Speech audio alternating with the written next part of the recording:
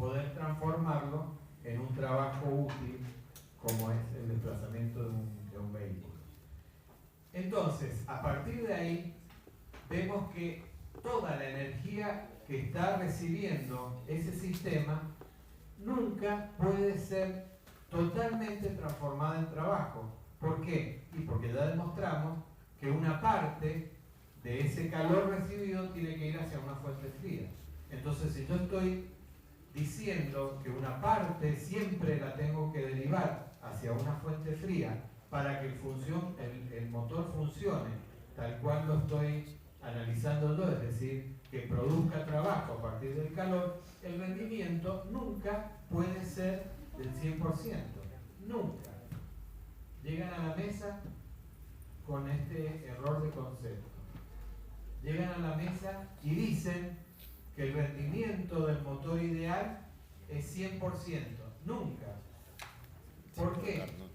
Porque a través del segundo principio de la termodinámica estamos demostrando que nunca, ni en la idealidad, el rendimiento de una máquina térmica puede ser del 100%, sino que siempre es menos, porque nunca podemos aprovechar toda esa energía, como les decía.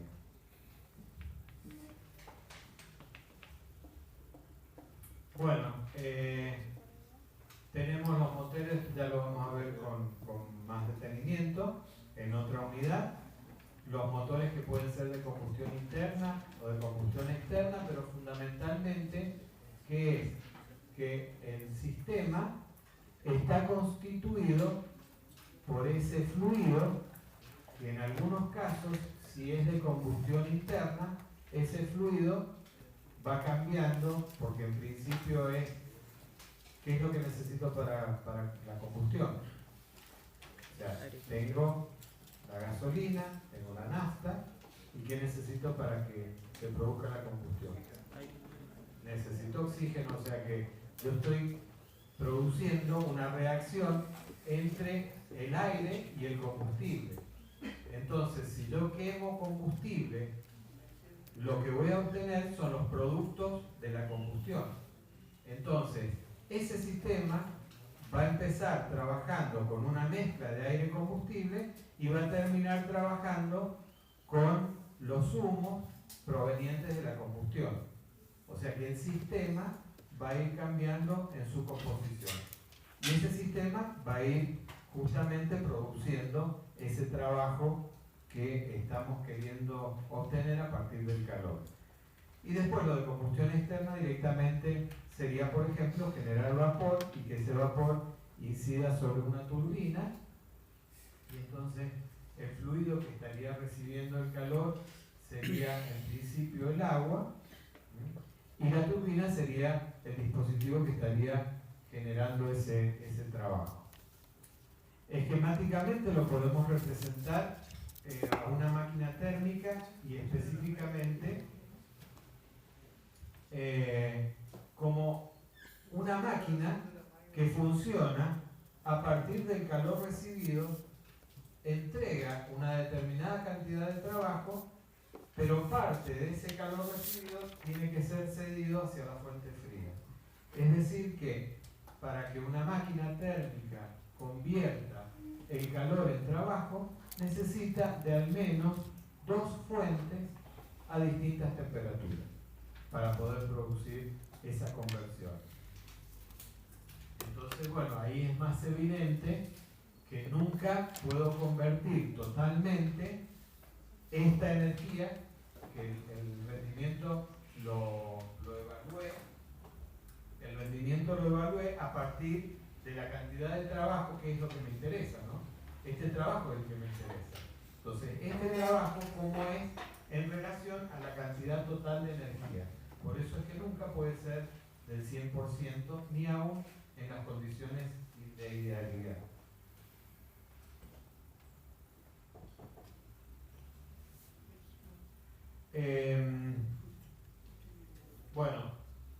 Se representa de esta manera porque esto sería una fuente térmica que estaría a una determinada temperatura. Esto sería otra fuente térmica que está a otra temperatura determinada. Fíjense que acá volvemos a repetir el mismo concepto de fuente, que está cediendo con una determinada cantidad de calor, sin embargo, la temperatura se mantiene constante. Acá estaría absorbiendo una determinada cantidad de calor y la temperatura se mantiene constante. Esto a veces se menciona como fuente térmica, es decir, porque está cediendo calor, y esto como sumidero térmico, es decir, que tiene la capacidad de absorber energía sin modificar su temperatura. Aparecen distintos enunciados en relación a esto que hemos analizado recientemente, de cuáles son las limitaciones que se tienen cuando uno quiere analizar esa transferencia o esa transformación del calor en trabajo. Y aparecen los enunciados, como les decía anteriormente, gente que se puso a investigar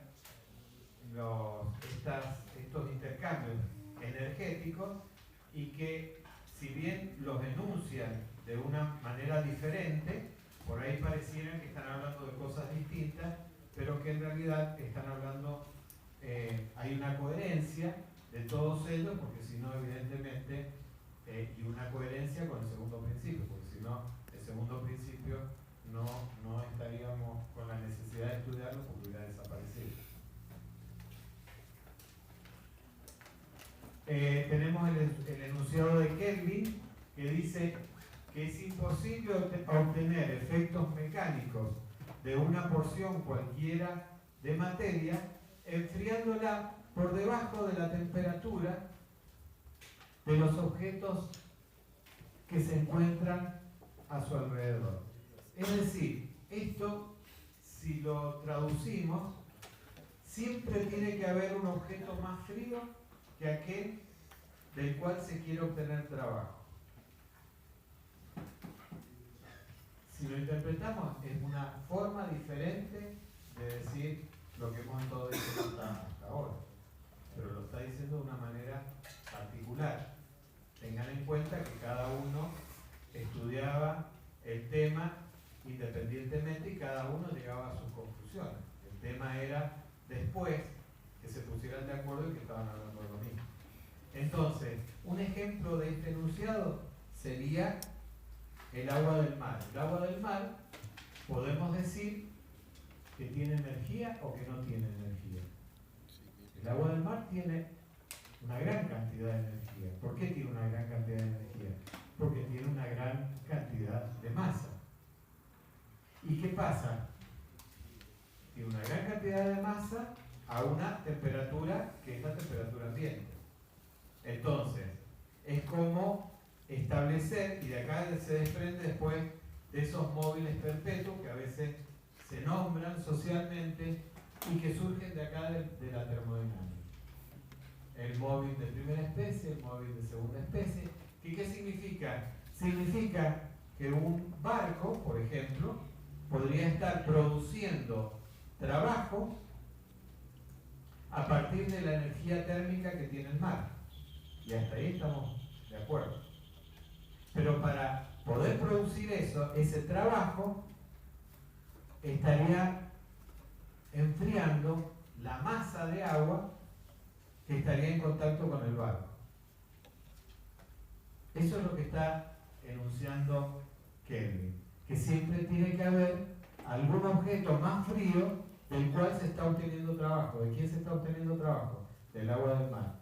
No hay otro objeto más frío. ¿Cuál sería otro objeto más frío? ¿El ambiente? No, porque se considera que el ambiente está a la misma temperatura que el agua. Entonces ese no sería un foco frío. Entonces necesariamente tendría que haber un foco más frío del cual se está obteniendo trabajo. Por eso está hablando del enfriamiento, de llevarlo a hielo, el agua, después de haber obtenido ese trabajo de desplazamiento.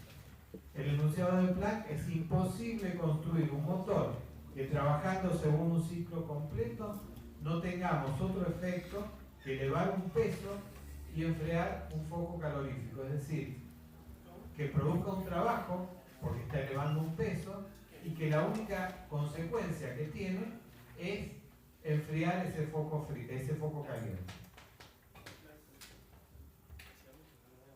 La combinación de ellos dos, finalmente, que se ponen de acuerdo y dicen que es imposible construir un motor que funcionando según un ciclo, siempre según un ciclo, ¿no es cierto? Porque en la termodinámica hay un principio que decimos nunca se puede convertir totalmente el calor en trabajo. Y eso porque nos estamos refiriendo a las máquinas térmicas. Pero recién vimos un caso que sí, que podíamos transformar el calor totalmente en trabajo. Cuando teníamos ese cilindro pistón, por supuesto que nunca lo podíamos hacer en forma cíclica, en forma permanente, en forma reiterada, sino que lo hacíamos exclusivamente durante un periodo determinado, pero no más. Pero cuando ya queremos hacerlo en forma indefinida, entonces ahí sí decimos que nunca podemos transformar el calor totalmente en trabajo con una eficiencia del 100%. Es imposible, según Kelvin Planck, que sería la combinación de estas dos, construir un motor que funcionando según un ciclo, es decir, indefinidamente, no produzca otro efecto que extraer calor de un foco y realizar una cantidad equivalente de trabajo. Es decir, que sería imposible extraer todo el calor y todo ese calor transformarlo en trabajo. Y el enunciado de Clausius, que es bastante diferente y es más fácil de comprender, que nos dice que es imposible construir un dispositivo que funcionando según un ciclo no produzca otro efecto que extraer calor de un cuerpo más frío y llevarlo a otro más caliente. Nos está diciendo que nunca se va a poder hacer una transferencia de calor desde el foco frío al foco caliente sin ninguna otra consecuencia de la propia transformación. Así que eso es imposible. Lo cual habíamos demostrado anteriormente que el calor siempre tiene una dirección espontánea, que sería desde la fuente caliente hacia la fuente fría, pero nunca desde la fuente fría hacia la fuente caliente. Acá les decía que aparece el móvil de primera especie, el móvil perpetuo, y acá surge la imaginación del ideario social en tratar de contradecir el primer principio de la termodinámica. Y entonces todos quieren inventar el móvil perpetuo de primera especie porque contradice el primer principio de la termodinámica. Y si se hubiera inventado ese móvil perpetuo, en realidad estaríamos contradiciendo el primer principio de la termodinámica y por lo tanto el primer principio de la termodinámica no existiría. ¿Qué significa esto? Significa que una energía potencial de un agua está cayendo sobre una rueda,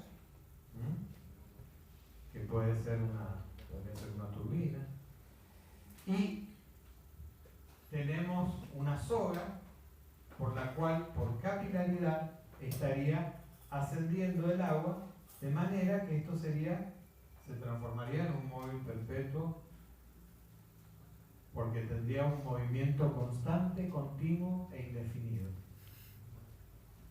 ¿Cuál sería el efecto de esto? ¿Es así como se plantea?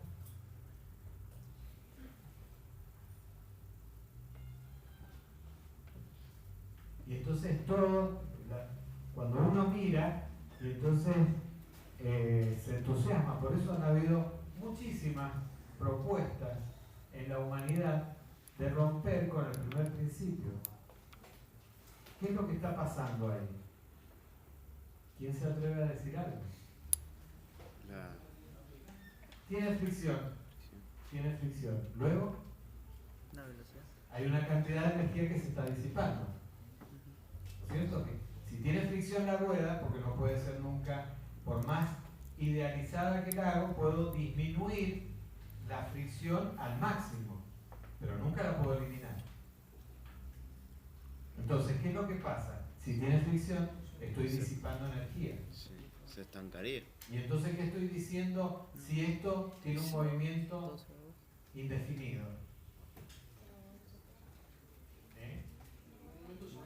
Va a llegar a un equilibrio. Claro, es decir, que la energía que está generando no es suficiente para reponerla a través del agua que está ascendiendo.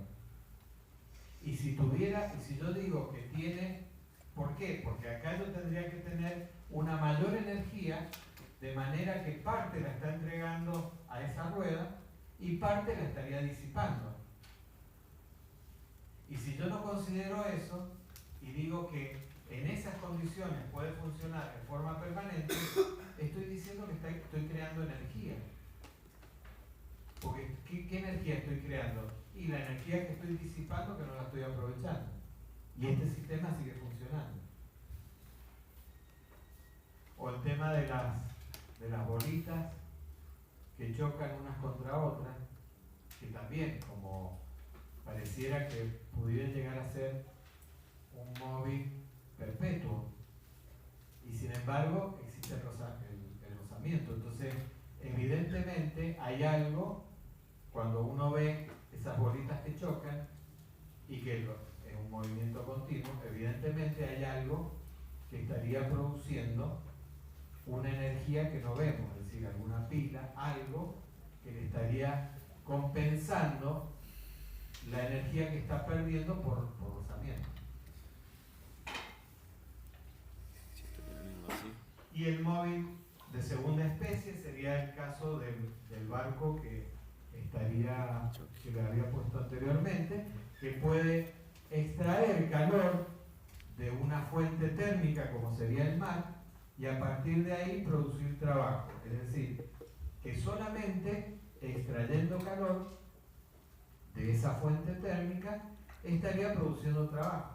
Pero acá, en ese concepto, me vuelvo en contra de lo que estuve diciendo anteriormente, porque yo necesito, para producir trabajo, necesito dos fuentes a distintas temperaturas. Y si yo hago eso, tengo una fuente a una temperatura, que sería el agua, y la otra fuente no la tengo. Entonces sería estar contradiciendo el segundo principio de la termodinámica y estar creando un móvil perpetuo de segunda especie, haciendo que todo el calor extraído de la fuente caliente se me haya transformado en trabajo, lo cual es una imposibilidad. Y lo cual estaría hablando de un rendimiento del 100%, lo cual es imposible.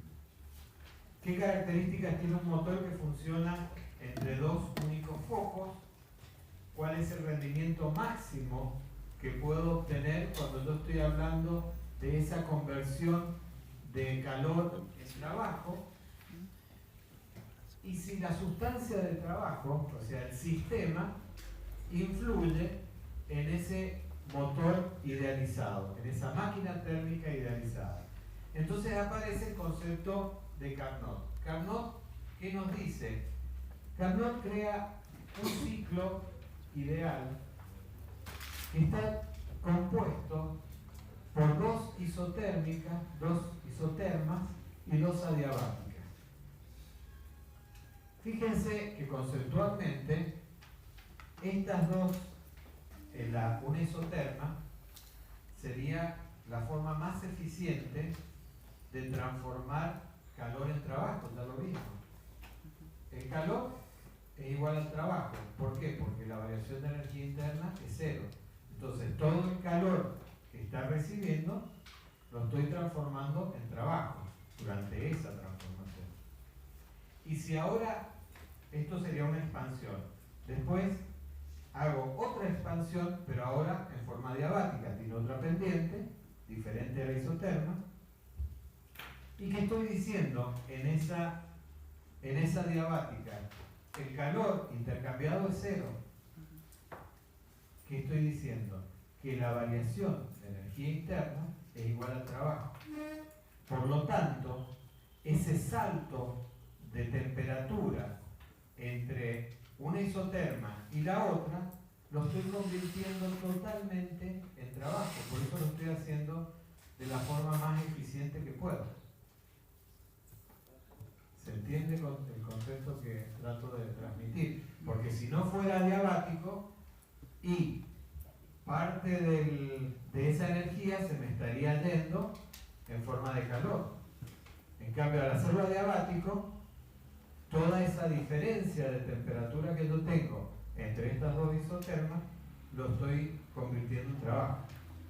Entonces, por eso es que se trata de un ciclo de máximo rendimiento, porque estaría aprovechando, lo estaría haciendo ese ciclo a través de las transformaciones que me permiten hacer un mejor aprovechamiento del trabajo a partir del calor recibido. Entonces tengo dos transformaciones isotérmicas y dos adiabáticas. Las dos transformaciones isotérmicas es donde intercambian calor con las fuentes. Una, la fuente caliente, y otra, la fuente fría. La forma de representarlo es esa, y obviamente, como dijimos anteriormente, por más que sea el ciclo de máximo rendimiento, siempre va a tener menos del 100%. Y obviamente, otra cosa que es importante, no solamente el tipo de transformaciones que estoy produciendo, sino que esas transformaciones son reversibles. Es decir, que al ser reversibles no tengo energía disipada. Entonces yo puedo ir y volver. Ojo con el concepto de transformación reversible, que es distinto a la del ciclo. El ciclo, yo voy y vuelvo al mismo punto haciendo distintos recorridos. Lo importante es que el punto inicial coincide con el punto final. Eso sería lo que es un ciclo. En una transformación reversible, la diferencia es que no necesariamente